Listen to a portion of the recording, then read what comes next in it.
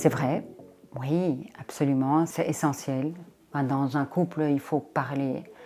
Il faut parler de sa relation, il faut parler des problèmes relationnels, mais aussi intimes.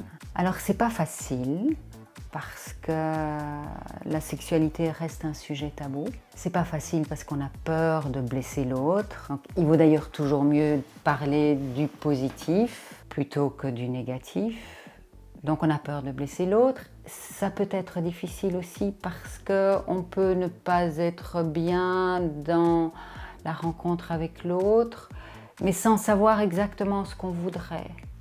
Donc le fait de pouvoir parler, dire ce qu'on aime ou on n'aime pas, ça peut être difficile parce qu'on ne sait pas exactement, on ne se connaît pas soi-même. Donc c'est important de connaître son fonctionnement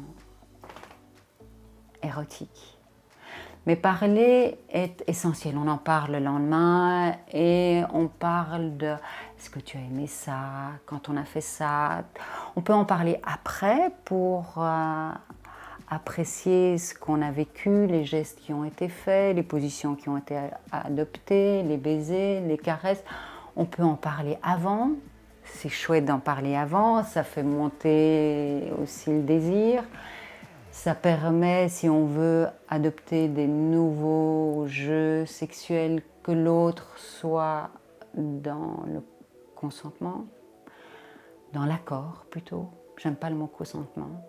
Mais donc c'est pas mal d'en parler avant, ça fait monter le désir, c'est pas mal d'en parler après, mais c'est essentiel pour qu'il y ait un accord.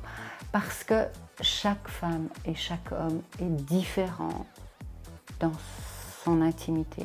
On n'aime pas les mêmes caresses, on n'aime pas les mêmes jeux, on n'a pas les mêmes zones érogènes, on n'a pas éveillé les mêmes zones érogènes. Donc c'est important d'expliquer à l'autre ce qu'on aime.